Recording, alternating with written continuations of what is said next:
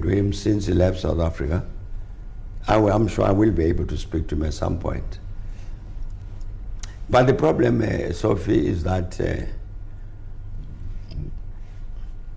the government in Kinshasa, like many others, including Joseph Kabila's government, the government in Kinshasa, I don't think has properly understood the Congo, its challenges, and therefore provide the right solutions.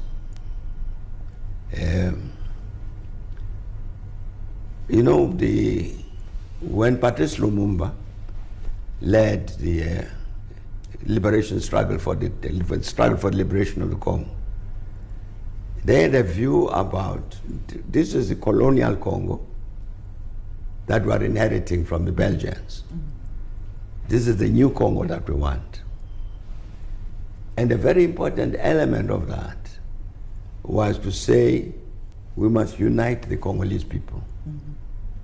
That was part of the Lumumba's revolution. Mm-hmm. Whatever the Belgian colonialists had done to divide the Congolese people, we as these Congolese revolutionaries must unite. That's part of the problem. When the government in Kinshasa is hostile to the Banyamulenge in the Eastern Congo because they are Rwandan speaking, these are Congolese. Or take a posture like the one they are taking now about President Kabila. As you know, Joseph Kabila comes from Katanga. Katanga region. He comes from the Katanga region. You take a position in Kinshasa, you say, he's a traitor, he's supporting the M23, we will punish him. The whole population of Katanga is going to be against that government in Kinshasa. It doesn't solve anything for the government in Kinshasa or the Congo.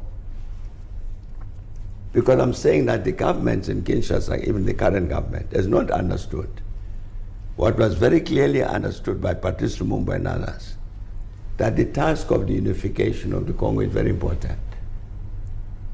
Because they were governed under a colonial system. It was not in that interest of the colonial system to unite these Congolese. It was to govern them in such a they're weak, in a weak way, so that they're all weak to rebel against the colonial system.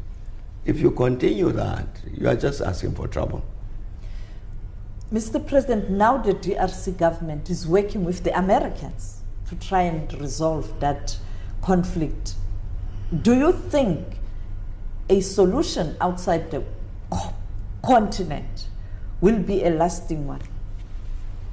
No, I think the notion that you can negotiate that the government of the Congo and the government of Rwanda must meet and sign a peace agreement is fine. That's going to solve the problems of the Eastern Congo is wrong.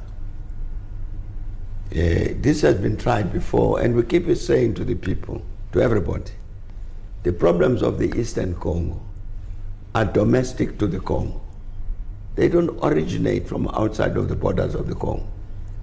So whatever the Americans have been doing to encourage Kinshasa and Kigali to get together and Sanrwanda, it does not solve the problems of the Congo. That problem must be solved by the Congolese people. So what the Africans have said, you remember when SADC and the East African Community get together, we must encourage the peacemaking among the Congolese. Kinshasa must talk to the M23. They must sort out all of this. That is the correct posture. Sure, you can talk to Uganda, Rwanda, and so on about what their own attitude towards the Congo is. But that the solution to the Congolese problem of the Banyamulenge does not lie in Kigali. It lies in Kinshasa.